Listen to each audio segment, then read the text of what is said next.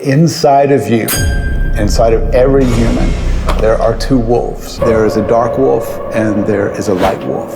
Okay. The light wolf is the wolf of joy, forgiveness, generosity, good humor. Mm-hmm. The dark wolf is the wolf of anger and power and jealousy. I have been spending time with my dark wolf. Okay. Do you know the dark wolf?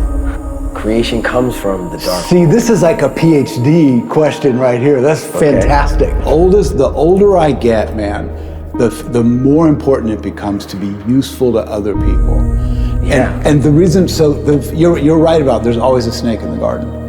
Always a snake in the garden. Resentment and gratitude cannot live in the same head at the same time. That's Cain and Abel. Right. Yeah. It's literally that story right there. The best definition of religion that I ever heard was the dimension of depth inherent in any given experience. So there's three types of men in this world from my purview, right? There's the wolf, there's the sheep, and there's the shepherd. That's why I kind of like this title, With Wolves.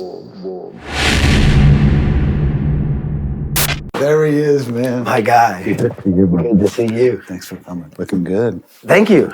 I saw you and I was looking at the apron. The apron, the painting apron. I was like, I like it. It's like my armor. Mm-hmm. Mm-hmm. It's like it gets me into the mood to paint, you know? It's like almost like you watch like a priest or somebody getting ready. Okay. Like you put on like your special robe. Okay. You get your special tools, get ready, you know? And it's like, I've done it that way. It's ritual. It's ritual, exactly right. Yeah. Exactly That's right. what you're describing. Yeah. But like a ritual is just like, it's just like the exterior way of kickstarting the handshake. The inside, yeah. The handshake was a ritual. Yeah, like exactly all those, us talking, facing each other is a ritual. If I spun around, you started talking to the back of my head, it becomes very... Totally different. Uncomfortable really fast. Yeah. So break ritual. Yeah. Let's say, so the painting, go. I was just reading, do you ever hear this guy named Alan Watts? Mm-hmm. Okay, so I was reading this thing about Alan Watts. He was talking about how there's a difference between like an empty symbol or an empty ritual, right? Or something like the people have just been doing for so long that it doesn't mean anything anymore, right? Okay. And he was saying it's like what these things are for is that it's more like a window where you can see the sky as opposed to you like painting that glass blue and you can't see through it anymore. All you can see is this blue paint that like stands in for the sky. Okay. You know what I mean? So it's like, it's not there for itself. It's there for something larger to come through the way the sky comes through, like the glass pane. The first thing that came to mind when you said that was, like, why do we put up a Christmas tree? That's right. This empty ritual. Exactly right. But we're doing it. I mean, there are reasons to put up a Christmas tree. I was just talking about that the other day. Okay. Yeah, about like some guy was like complaining about how Christmas is bullshit or Christmas is just materialism. But it's not really. It's like, I don't think it is. Like, I love Christmas. The origins of Christmas is a religious, let's say, holiday. Yeah, it goes way past Christ, too, you know. Does it? Yeah. Tell me, I don't know this. All right, so it's like, it's the longest night of the year. Predates Christ. It's the winter solstice, right? Mm-hmm. So it's like the longest night of the year. Mm-hmm. Is like our ancestors, they were terrified. Because it's like, like the dead of winter, the animals are gone, there's nothing to eat. It's like winter was not like a fun thing, right? So the longest night of the year was the most terrifying. So they would have their biggest party of the year on the longest night of the year. Okay. And they would have like a big fire and they would bring like an evergreen tree inside because it's like a symbol of life that survives difficulty or life that survives the winter. Like the winter doesn't kill the tree. Not that tree. Not that tree. Yeah. That's right. You're right. It's important that they didn't bring in like an oak tree. It was always like it was always like an evergreen tree. Yeah. Right? And like the Yule log and all that stuff. Okay. The way we celebrate Christmas is really more pagan and more ancient than Christ. Well, I would say that the star that you put on top of the tree. Yeah, they folded it in, right? Symbolizes the light that you put at the highest point of the darkest place, and it's the highest in service of the lowest. Yep. So they threw Christ in there with the Exactly with the right. Exactly right. Yeah. But most people don't know why we put up a Christmas tree, let's say. So that becomes, like, that's what I was thinking when you said empty ritual. Right. That's something that's every, December 25th, people are putting up Christmas trees just because it's just what we do. Yeah. We put up Christmas trees. Yeah. So there's this old story that goes, like a child is walking up to a tribal elder, right? Okay. And he says, sir, I have 3 questions for you. Okay. And the questions are like, who am I? Why am I here? And why is there so much suffering in the world? Why is everyone so unhappy? Okay. And the elder goes, I'm going to tell you a story, and it answers all 3 of your questions. Okay. And he said, inside of you, inside of every human, there are 2 wolves. There is a dark wolf, and there is a light wolf. Okay. The light wolf is the wolf of joy, forgiveness, generosity, good humor. Mm-hmm. The dark wolf is the wolf of anger and power and jealousy. Okay. And the trick about life is to know that these 2 wolves cannot live in your head at the same time. Okay. If the dark wolf is there, the light wolf is nowhere to be found. And if the light wolf is there, the dark wolf is nowhere to be found. They can't coexist. Okay. So they're always at war. Okay, I can see that. And so the kid goes, so which one is going to win? Mm-hmm. And the answer is the one you feed. Mm-hmm. So I have been spending time with my dark wolf. Okay. Do you know the dark wolf? For sure. Yeah. For sure. No, I would say that. Yeah, for sure. I lived a life, let's say, before having children where I fed the dark wolf on a daily basis. Yeah. Being undisciplined in a lot of different ways, because all those emotions that you talk about, anger, jealousy, those are natural, biological responses that I'm trying to, go to war with, let's say, in principle, to, let's say, develop my character, in the world. So, before I had children, after I have children, just differences in worldviews and development and character.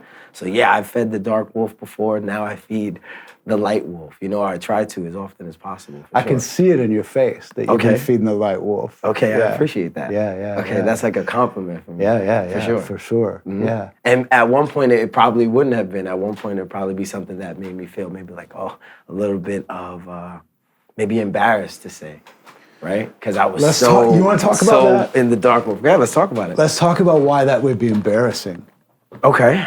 Probably because in the culture, let's say, that I was engulfed in, right? It was a hyper-aggressive power struggle kind of a culture, And the light wolf, like you say, there's no light wolf there. So to be a light wolf in that presence is almost, or at least from my perspective, was, a threat. That could potentially cause me, to harm or who's going to accept this light wolf with these characters around, let's say. Right. So that's something that, I wasn't even feeding that wolf at all, Was the light wolf then is like regarded as being weak? Yes.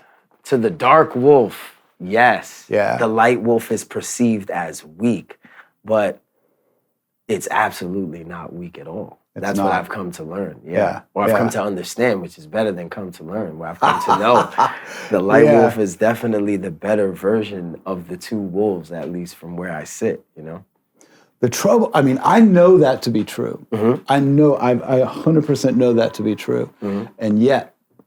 And yet, I find myself feeding the dark wolf. Okay. Because the dark wolf is powerful. Mm-hmm. It's power. You can see this in my paintings. There's like it's not good to make a painting that's all white wolf. Well, I would say that creation comes from the dark wolf, right? Creation comes from the dark wolf. See, this is like a PhD question right here. That's fantastic. Okay. Yeah. Okay, why do you say that? I happen to agree, but why? Well, do you say because before it's brought into the light, it comes from the dark. Before it's order, it's chaos. It's absolute chaos, which is the mind of an artist. I'm an artist, you're an artist, you Yep. paint, I Yep. write music. Yep. So I understand that. You know, I think divergently. One thing reminds me of something else, reminds me of something else. That's not necessarily thinking in a box. That's right. That's thinking outside of boxes Yeah. and jumping Yeah. around. That's chaos, let's say, in the That's brain. right. Yeah. So, you know, I would say that the dark wolf is, you know, that's where we get all the creation from, you know, and then we bring it into the light. You know, ideas come from the dark and then they appear as light, That's you beautifully know, put, into yeah. the conscious mind. So Yeah. that's why I say that, you know. Yeah. So it's absolutely, it's necessity. It's not even a question. you Right. know? Yeah. So, Yeah. Agreed. Yeah. I have tried to make paintings that are, I guess for a while when I was younger, Okay. like I thought that white wolf good, right? White wolf good. Therefore, like try to be white wolf all the time. It's totally unsustainable, right? Okay. I mean, because you know, it's not natural. It's Not natural, cultural. and in people fact. can sniff your bullshit. In fact, the white wolf is cultural, I would say. What do you mean? I would say that the white wolf is, you learn how to be a white wolf. You're born. Society the dark wolf. teaches you to be a white wolf. Society or your parenting, your nurture at home, or your culture abroad, it doesn't matter. You learn how to be the white wolf. That's something you have to struggle to get to. Yeah. You know, we struggle to the light. Yeah. We yeah. start as the dark wolf. We start, you know, Yeah. unconscious, Yeah. out the womb, have to be taught everything. You know, so I would say that that white wolf is developed, you know, over time and then consciously. You have to do it with intention. That's I would really say. so. Do you think like the struggle's not a coincidence? Like, Okay. it's like I think. Oh, hey, I'm gonna throw some out. You tell me agree or disagree. Okay. It seems to me that it's like woven into the fabric of the world. This struggle that you're talking about. Okay. The struggle, like the white wolf, has to be earned. Nobody can give you the white wolf. Like even that's what they're trying to do in Yeah. Sunday school and in school, and like they're trying to and my parents did. Okay. And they were trying to give me the white wolf, and they can't. No, I had to find it myself. that's what I said. You have to consciously Right. make that decision. Right. Same thing. You know, I was brought up, my mother went to church. She brought me and my brother and my sister to church. Yeah. You know, she tried her hardest to give me the white wolf. And then as I became a young adult, early adulthood, you know, I was all dark wolf, let's say. Yeah. And that was also, you know, maybe by choice, maybe, I don't know, maybe by choice, maybe not, I don't know. You know, maybe, I'm gonna say by choice. I'm gonna hold a total agency over all the decisions. Yeah. By choice. So dark wolf by choice, and then, you know, learning enough lessons there to say, you know what, I gotta shift. This isn't working. You know, and then having, you know what, here's one thing I'm gonna push back on you on. Yeah. You said that in the dark space, there's no light, can't exist. And in the light, there's no dark. If you look at the Yin Yang logo, it doesn't lay out that way. Right. There's always a white dot That's in right. the dark space. Yeah. There's always a black dot in the white space. Right. Even in the Bible, even in the garden, there was a snake. That's right. So even in the perfect world, that black dot exists. Definitely. So you can't do away with both. So I would say that in the dark, having children, I found the light. And then in that, you know, I've say, oh shit, this light is great. I love this. I want to develop this. I have a purpose now to develop this. You know, I don't want my children to learn the lessons that I learned, which is just the hard way of learning life. You know, it's like, all right, let me give them a role model. Let me give them an example. Before I didn't have that. You know, I was just kind of living life for myself. Right. And whatever that means, you know, because every human being thinks that they know themselves. But, you know, how well do you know yourself if you're constantly developing and changing and growing into yourself all the time, you Yeah. know? So... Were you able to be happy when you were living for yourself? Did you think you were happy? Yeah, you get the perception. Thought you were happy. I think happiness is an emotion that comes and goes. You can find happiness throughout your life. It's not something that's a consistent emotion. Yeah. Either it's some, you know, sadness or I think happiness is something that we get moments of happiness. We get moments of joy, you know, and we can create a world around us that, you know, tries to make those moments more and more, what's the word I'm trying, routine, let's say. Right. But it's a matter, I think, of also perception. You know, there's a lot of people who and I personally know this, there's a lot of people who are living their life in the wrong way, but still are happy, you know, and I know people who are struggling and living their life and trying to be the best version of themselves, and they're just miserable, you know? So I think that happiness is just something it's a perception thing. It's something that comes and goes. We get moments of these things, but, you know, everyone says, you know, I want to be happy. All right, so decide. Choose. You can do that today. I think maybe we try to use this word happy for too many different things. Like it's like actually you can say happy, happy, happy, happy, and you're actually talking about 7 different things. Like fulfilled is not the same thing as happy. Okay. Right? And like skipping down the street, like maybe that's happy. I'm not I'll say, yeah, I want to be happy, but I really mean is fulfilled. I want to be fulfilled and I want to be useful. Like the older I get, man, the more important it becomes to be useful to other people. Yeah. And the reason, you're right about there's always a snake in the garden. Always a snake in the garden. The yin yang definitely has like the seed of the negative and the positive. No doubt. What I was trying to say about that was when I'm with my Darkwolf, I don't like it anymore. Okay. I found one thing that is a foolproof way of getting rid of the Darkwolf, which is to help somebody else. Even if it's just to pick up a phone and talk to somebody. Because I have some friends that are whatever, like one of my best friends is 97 years old. She's blind as a bat. She's like shut up in her apartment, so I can call her and talk to her.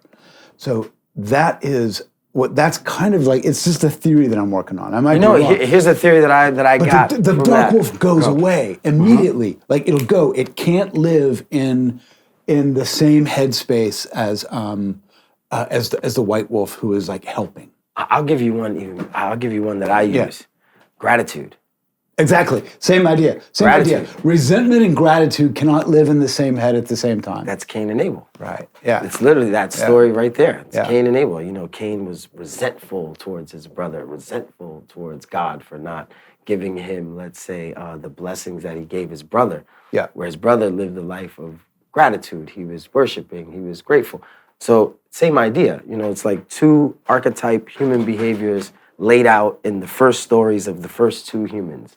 Right? So that idea, let's say, goes back that deep, that ancient. Absolutely. You know what I mean? And I think that gratitude is how you solve that one. I mean, I think human beings have been using gratitude for a long time to fight off that spirit of resentment. Yep. So, and I that struck me too. It's not something that I learned from reading that story the first time either. Because I've known the story of Cain and Abel since I was a kid, going to Sunday school with my mom. Yep. But it's something that I was doing dishes in my apartment, right? And I'm doing dishes, and I look over and I tell my girl just randomly, and I say, hey, you know what?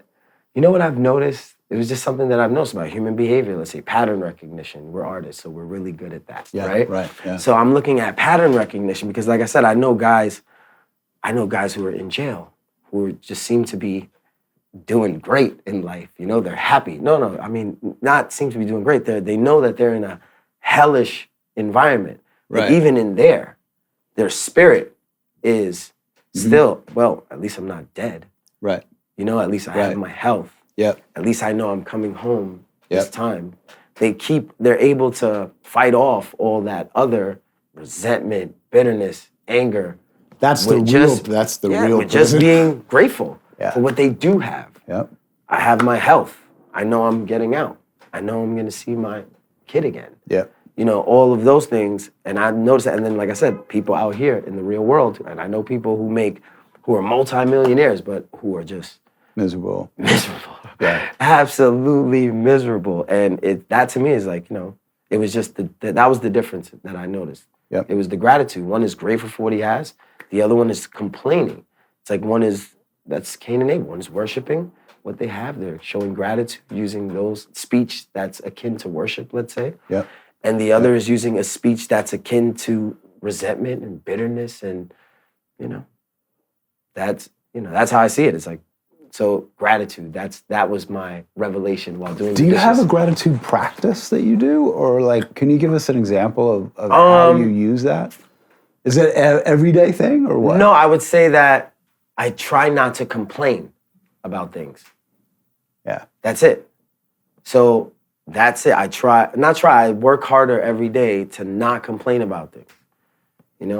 Do you know this? You heard of the Stoics? They're old Roman and Greek philosophers. Like, so one of their, you ever hear of negative visualization? No. So this is one of their exercises that they used to do. And negative visualization is basically like exactly what you're talking about. Oh, my foot hurts. And then the visualization would be like, what if I didn't have a foot? Okay. What if I didn't have a leg? And it's like, it has this way of like immediately contextualizing our inevitably petty complaints. You know what I mean? Yeah. That's a great way. That's a great practice right there. Yeah. So that practice right there, I just say, okay, I try not to complain. But that right there, the negative visualization. But isn't it participating in this thing where like seems to be this sort of basic dynamic that they can't the complaint and gratitude can't live in your head at the same time. They can't. It's almost like a Dracula with a cross or something. You know what I mean? Like, be gone kind of thing, Yeah, that's great. Dracula with the cross. Dracula with the cross is great. They want us to introduce ourselves. I know. So, okay. So, ATM. ATM, my name's Michael. I know, Michael. Yeah, I've met you several times. Yeah. I went to your art exhibit in Bowery. Yep. That was amazing. It was. I remember that. That's where we first met. Yep. We met there at the gallery. Yep. Right. You had an exhibition. We have a mutual friend. Met you that night. Got to see your art. That was a great night, by the way. Yeah, great night. These ghosts are really, really. Yeah. Those guys did a fantastic job. And when I read Visionaires. Mm-hmm. Yep, for sure. Yeah. Mm-hmm. So but I don't think I ever like told you like about myself, or I'll just tell you briefly. We didn't do that, so okay, let's do that. Let's do it. Okay. Let's do that. All right, so I've lived in New York for the past 20 years. I love New York. It's been very good to me. Okay. I was actually born in the panhandle of Florida. They call it the Redneck Riviera. I never felt like I fit in. The first part of my life, I was always trying to get out. I was just like, get out.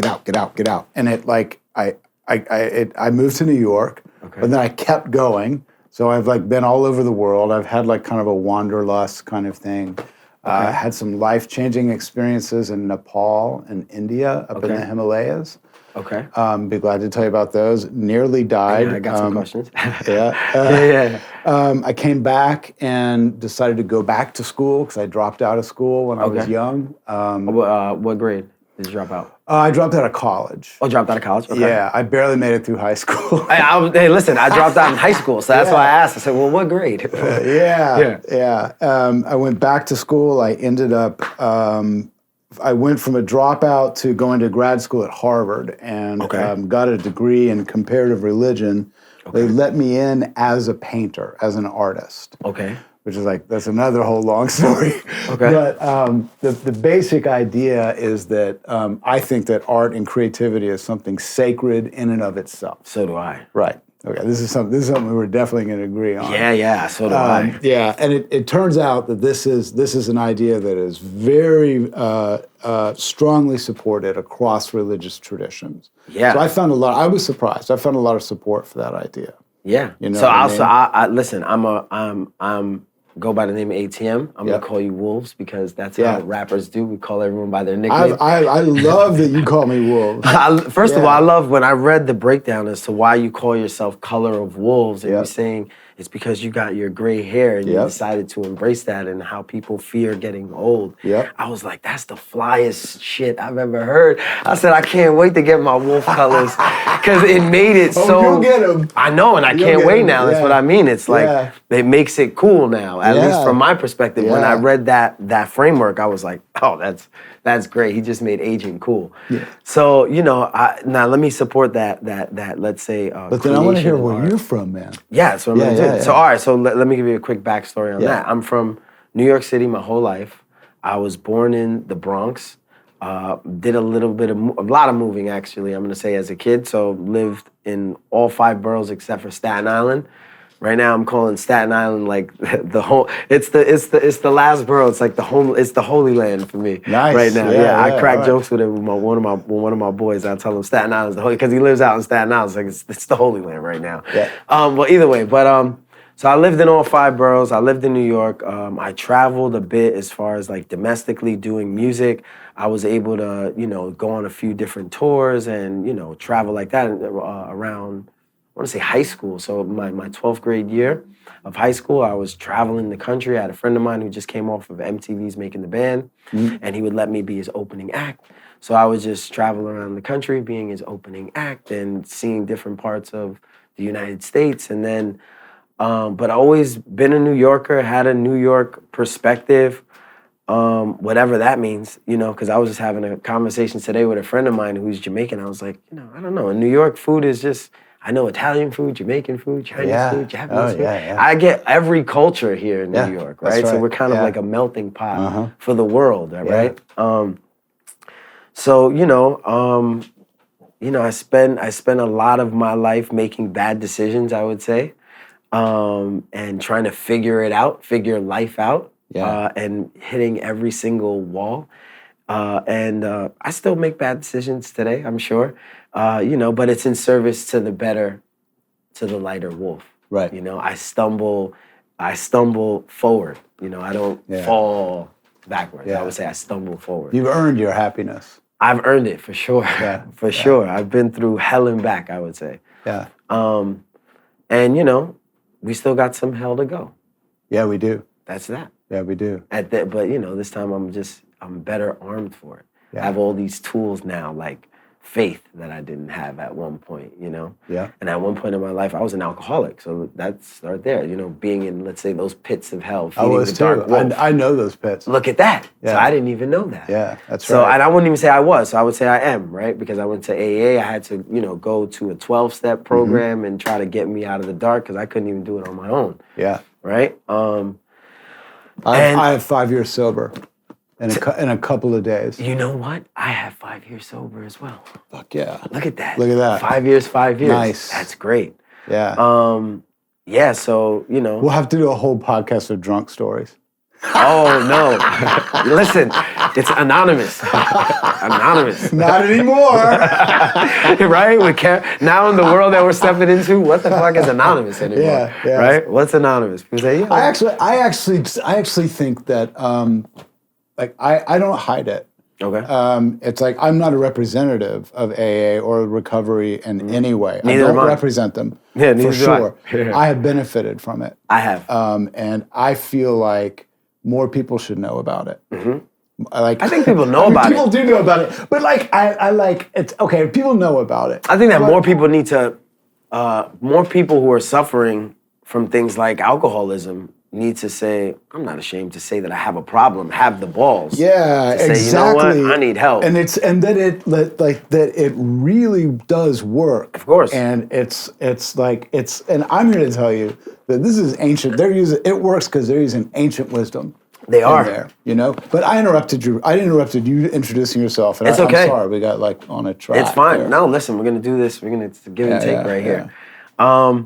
But yeah, so now I'm a father. Now I'm someone who has faith. Like I said before, didn't have any. My mom tried her best, let's say. Yep. And then You raised in the church, Christian church? I'm gonna say no. I'm gonna say no. I would say my mom tried her best. I would say that. I Yeah. would say that my mom went to church and she tried bringing us, but very early on, we were. All right, we're not going to go anymore. And then I moved with my father when I was at the age of 9, and he was definitely not in the church.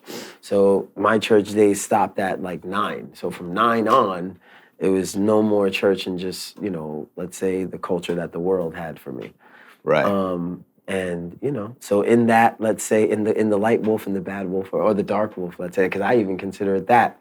Because I look at those, let's say, those worldviews as, let's show Homo sapiens how to be human, right? That's how I see those things. It's like it's more of a values, more of morality, Right. You know, and that's what it means to be human.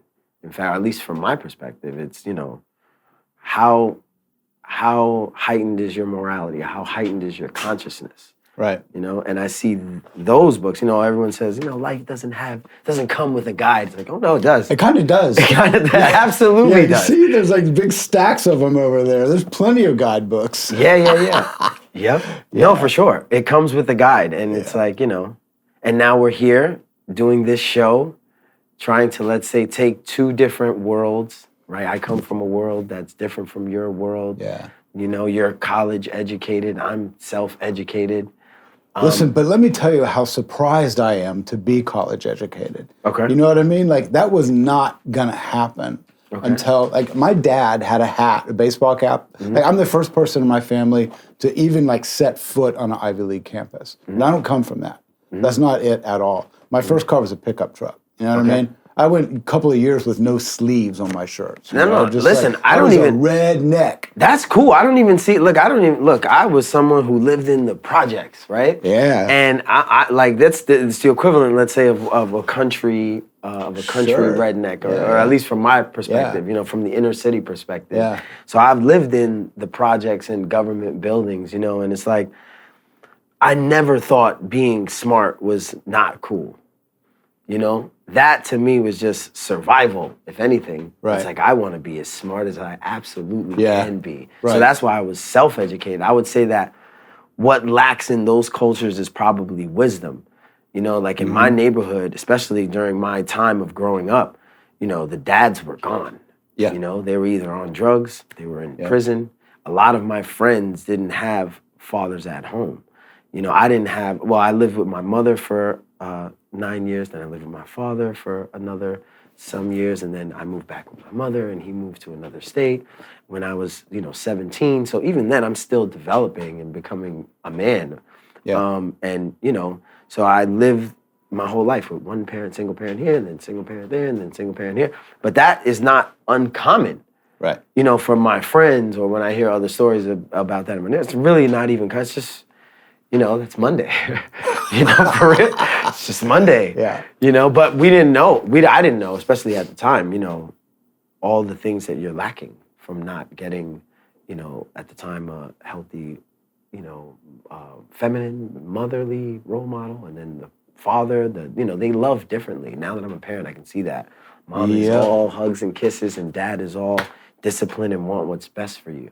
Right. And I think that the balance is what develops the healthy human, that culture, Right. So now I'm a dad and I'm trying to get it right, Or not even trying, I'm getting it right. You're getting it right. I'm getting it right. You're getting it right. Mm-hmm. So this is like what I kind of think of as the purpose of the show, and I'm interested in hearing what your opinion of the show, of the why we're here, why we're doing this. It's like, for me, I would like, it's where we're already doing it, is to use individual stories, individual journeys, your journey, my journey. I think they're like there's a lot of overlap, even though the individual details might be different. Oh, yeah, we're human, so it's going to happen. We're human, Yeah. But use our stories, individual stories, to draw out more what you might say abstract or general principles or wisdom points of life. Okay. You know what I mean? That might be useful to other people, especially young men. Yes. Yeah, so that's, to me, honestly, the purpose of me doing this, me leaving my house and coming here and filming this, is for that. It's like, I know that I'm going to have conversations with you, and you're going to tell me your worldview, and I'm going to tell you mine, and we're going to talk about ideas, not gossip or people. Right. And we're going to just, in that, I'm going to learn a lot. I'm going to be able to take some of that information home. It's going to help me be a better white wolf, right? And I think that, that experience could be mutual. And then with the cameras on, perfect.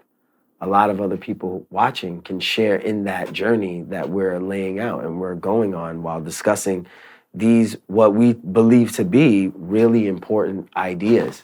Right.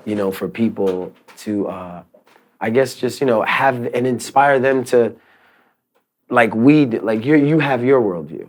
Yeah. I have my worldview. Yeah. I'm not trying to tell you, think like me. You're not trying to tell me to think like No, you. you shouldn't think like me. Exactly. Definitely not. No. Nope. I'm saying don't. Yeah, exactly. And same here, by the way, right? So I think that the purpose of this show right here is to do that, is to say, look, man, we're going to talk about these ideas and then inspire people to do the same thing. Yeah. And to be set in who they are, and say, look, because I think that's, to me, when people say, well, what's your purpose, and why am I here? It's like, well, that's the question, isn't it? Right? And we're all different. That's for sure. Your ideas are going to be different than mine, and your interests are going to be different than mine. And we don't know why we're that way, but we're that way. Do you have an idea of why you're here? Existentially, in like a big picture? Do you have you? Existentially, yeah. This existentially. What's the real answer? Is it your kids? Do you think, or oh no? I mean, there's more. A few different. I mean, I don't know. See, I can tell you what I know. This is what I believe to be true. Yeah, good. But I don't know. Maybe I'm here because, this is a stop that I'm making on my journey to heaven, right? I always tell my boy, I'm going to heaven. That's where I'm going. That's my life journey. I know that that's a life's mission. That's not, tomorrow, just, oh shit, I'm sinless. Like, that's not even real, but I'm going to struggle to go that way, right? The highest possible visualization for myself. Whatever I believe to be heaven is, that's where I'm going.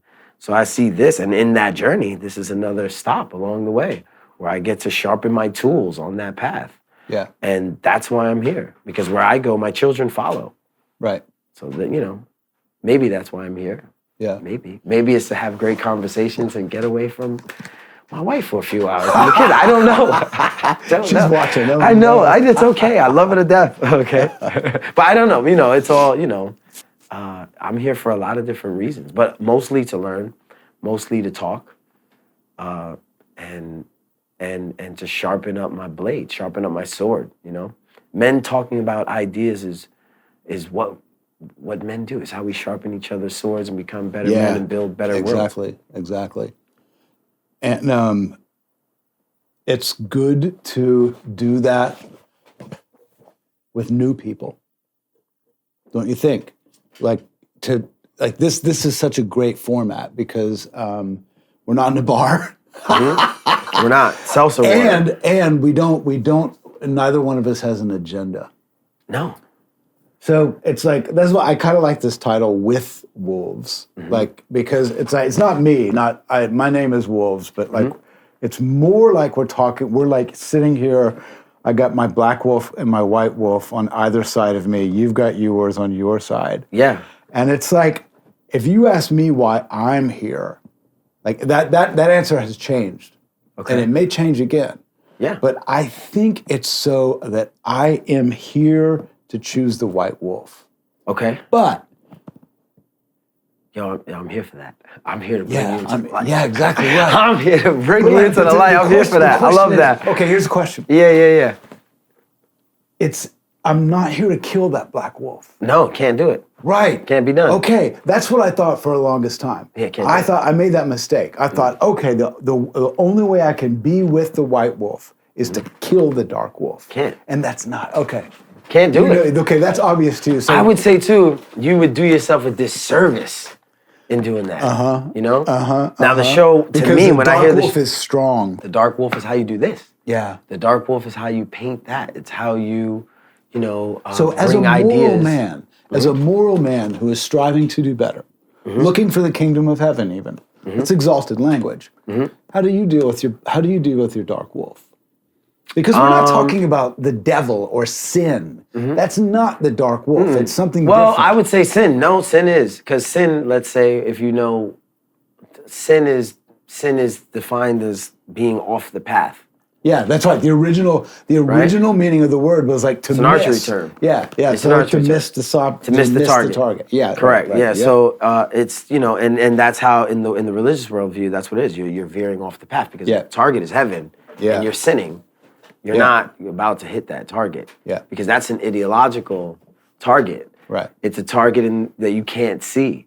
So I would say that sin or that's, and through the religious worldview, that's what's called sin. But that's like, temptation. It's so as a moral man, what do I do with temptation? It's like, Well, I try to rely on understanding that's not my own.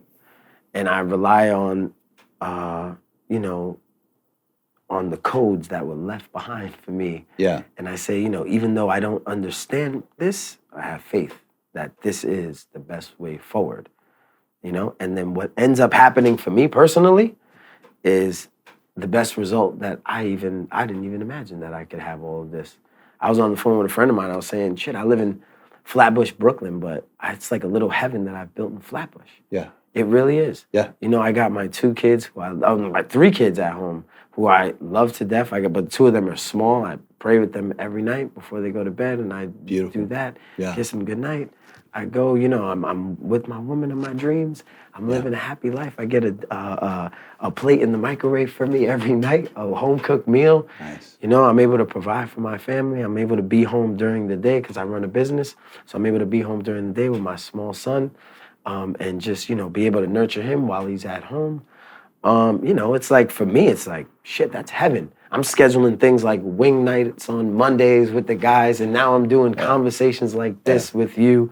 And this show, with wolves, to me, it's like, first, the name of the show itself is a song title for a song that I wrote on an album. It was, on the album Streams. The second or third song on the album is With Wolves. You're kidding me. No, I'm not kidding Really? you. For sure. It's called I had With no Wolves. idea. So when Really? and it was perfect. It was like, now I When get to did you discuss write that song? 2019. Wow. So this was 4 years ago, maybe even 2019. I wrote it. Wow. Okay. Yeah. So and it's unbelievable. look how that works. Fantastic. 2023, Color of Nice. Wolves, the name of the show, With Wolves. And we're, I see this as, like I said, the religious worldview. There's 3 types of men in this world. I'm just going to solo out men, right? Because we're both men. Yeah. So there's 3 types of men in this world from my purview, right? There's the wolf, there's the sheep, and there's the shepherd. And that's it, right? That's your 3 kinds of men that I see. There are men who are just out here just completely unconscious, just doing everything just unconsciously, routinely, not consciously building their future with intention, And then that to me would be the sheep. That's the flock, And then you have the wolves who are there to take advantage and, pick off from the sheep. And then you have the men who are leaders, the men who are role models, the men who embody that white wolf. And those to me are the shepherds. And they they bring they protect the flock.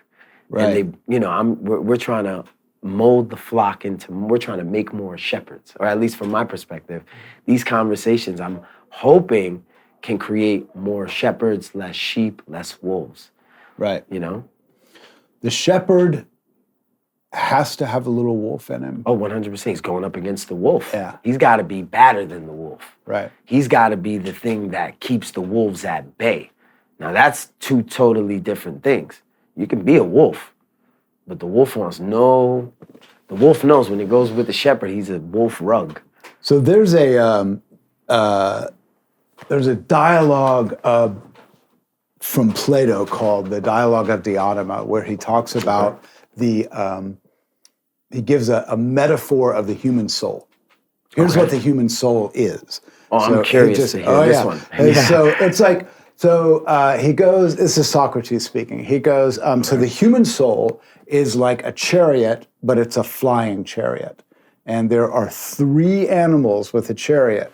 The chariot is pulled by 2 horses, and there's a charioteer.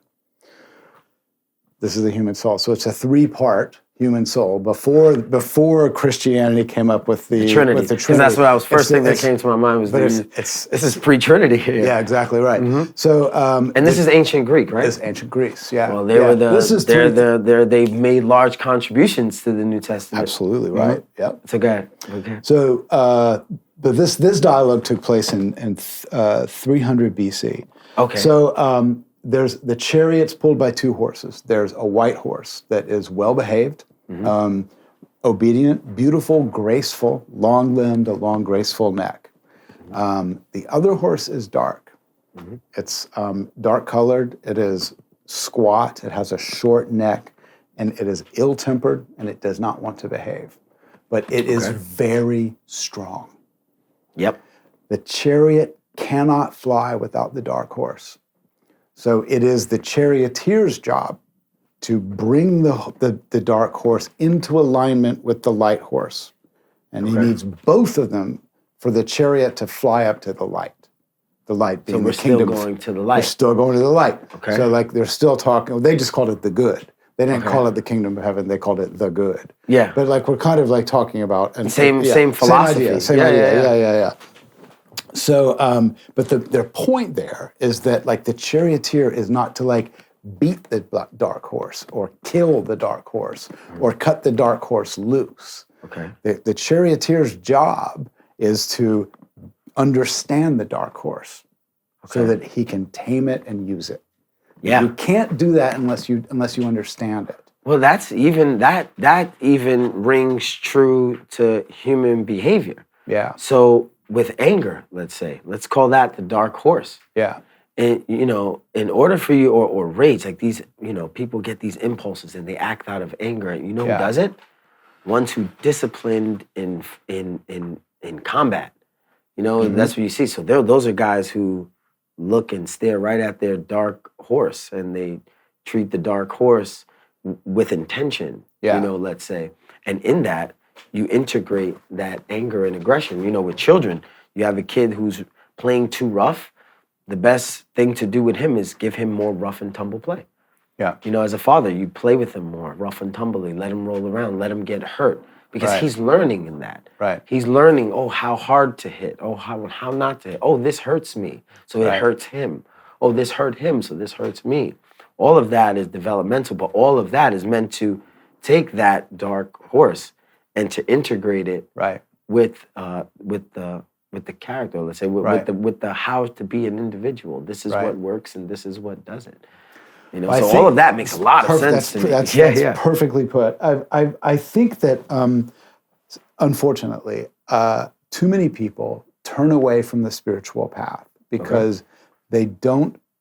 There's too many people that are spiritual leaders or the ones that are putting themselves forward that are not being honest about what to do with the dark wolf or the dark sides of our personality.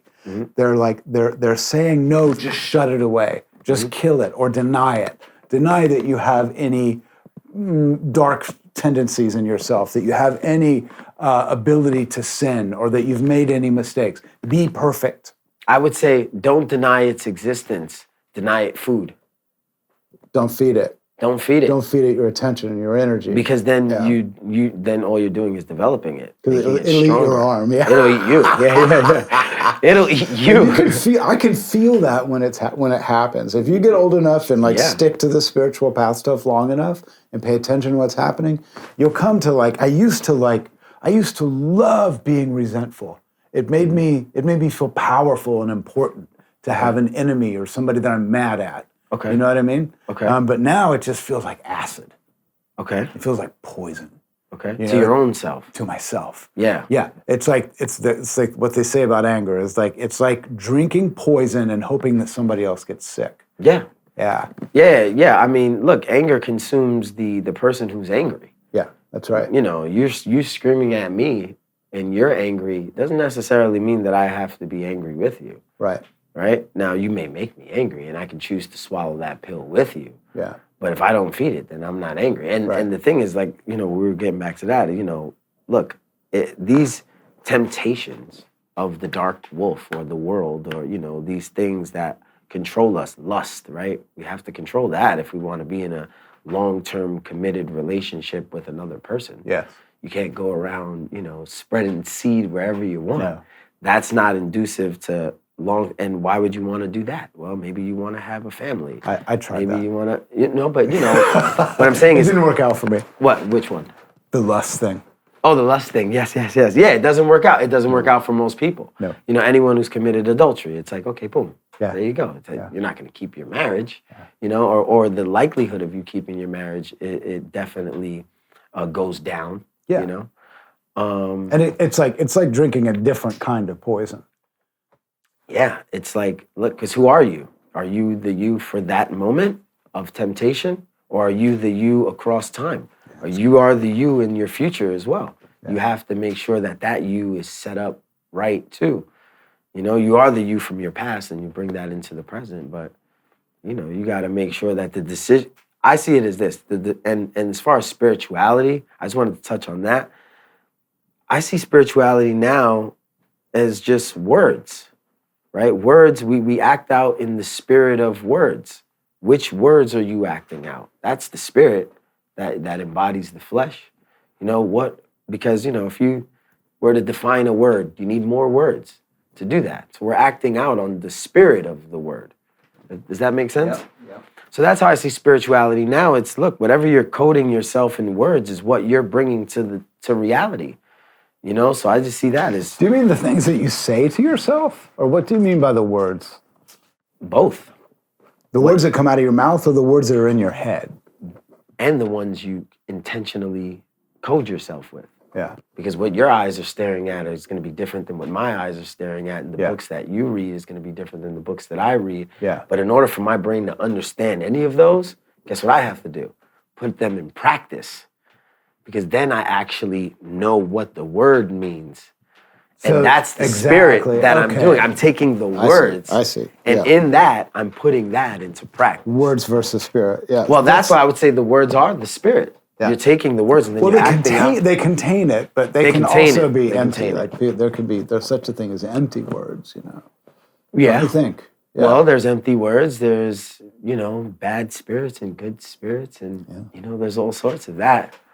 But that's that idea of empty, of words that don't really have any meaning or don't have any impact. It's kind of what I was trying to, I didn't do a good job at first. The first thing I talked about was the skylight, as opposed to like the skylight. In order to see the sky, it has to be clear.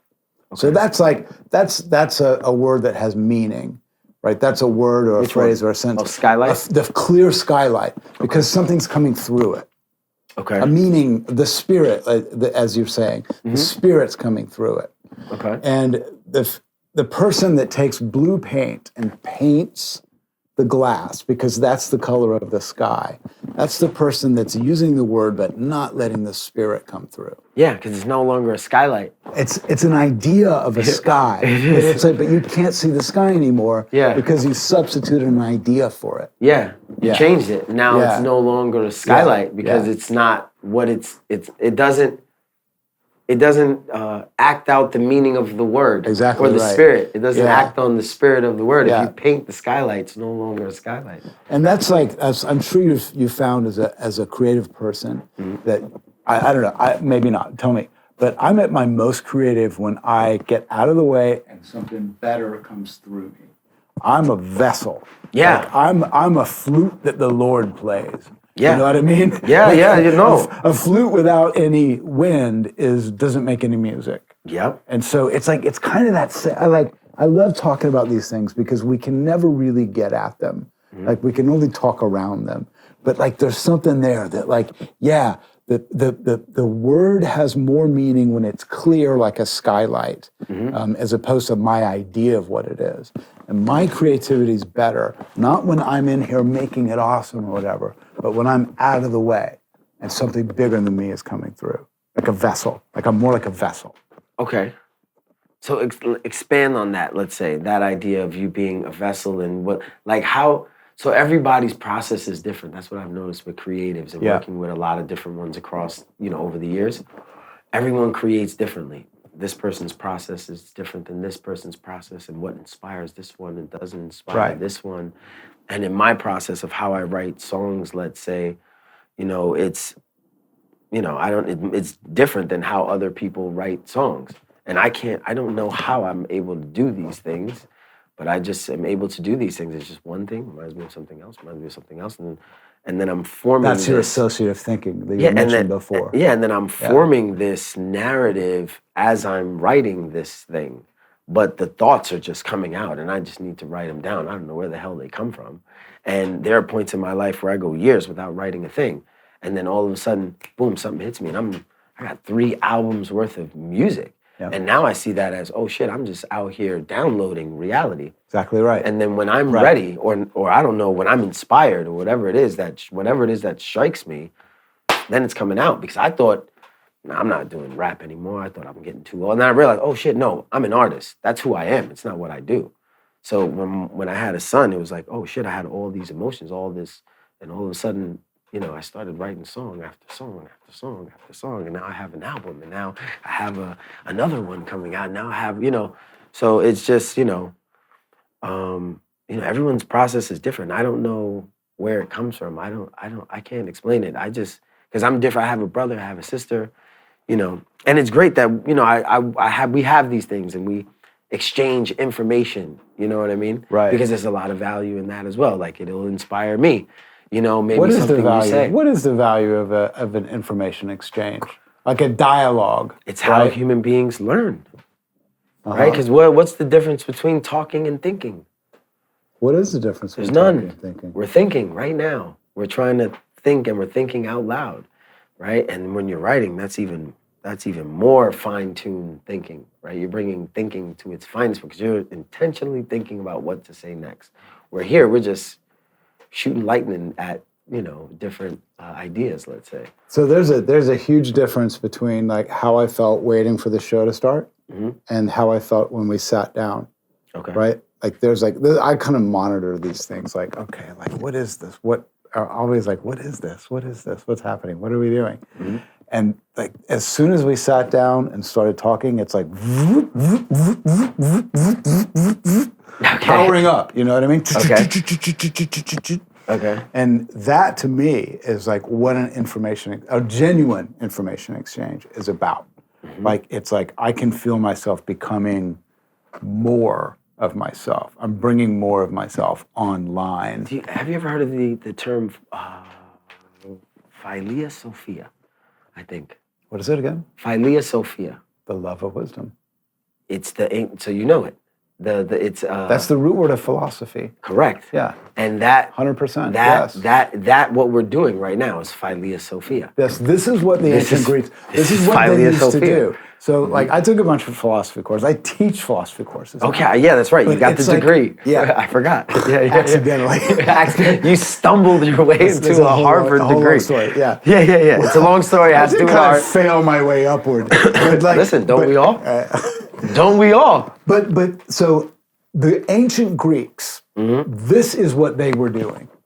More like this than what they're doing. Like you go to take a philosophy course now, and it's like a guy with 200 people sitting in seats, and he's like, blah, blah, blah, blah, blah, blah, blah, blah, blah, blah, and it's just like write a paper. Mm-hmm.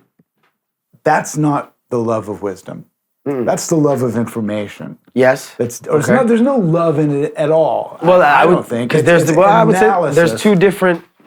Wisdom and intelligence are two different things. Yeah. It's not the love of intelligence. They knew what intelligence was. Mm-hmm. The Greeks made a distinction between soul, intellect, love, wisdom. We haven't learned all that much. I'm here to tell you from the ancient Greeks. Okay, like we've got better phones and stuff, but like the way they organize themselves in relation to life was in a way better, I think. Okay. I would say that materialism makes itself prevalent in culture and makes itself the most dominant force when the spiritual is gone. Yeah. And that's why the spiritual is so important, because it helps you to prioritize your beliefs, your actions, your behaviors. Yeah. And I think that when the spiritualism goes, well then what else do you got to worship but yourself? The best definition of religion that I ever heard was the dimension of depth inherent in any given experience. So you can be a parent religiously. You can wash the dishes religiously. If you give yourself over to the depth and beauty that is like in every single second of this life. I hear, when you say that, I hear that, you know what I hear? Do everything with love. Yeah. Because it's the same thing. There's no difference about doing things religiously. There's no difference. Doing everything with love. You know, this is why I paint, is that I found when I was a young man, painting just a still life or whatever, it doesn't matter, but looking and engaging really deeply with something, anything, a squirrel or a blade of grass, to draw it means that you have to, in a way, participate in love with that object. Yeah. Because like it demands your attention, and you can see it, like you're down in that depth, and it stays with you. So like you're painting somebody, and you're noticing like, oh God, the shadow on that guy's face. It's just like incredible. It's just incredible. And then you go out and you go for a walk, and you're like, it's everywhere. Yeah. It's everywhere. If you're lucky. I would say if you're lucky enough to be able to spot the beauty in life, if you're lucky enough to be able to spot the miracles that are happening every day. But to me, that's what it is to be spiritual. Or if you're blessed. Yeah. If you're blessed. There's also action behind the curtain that comes to our aid, for sure. What do you mean? Grace. Yeah.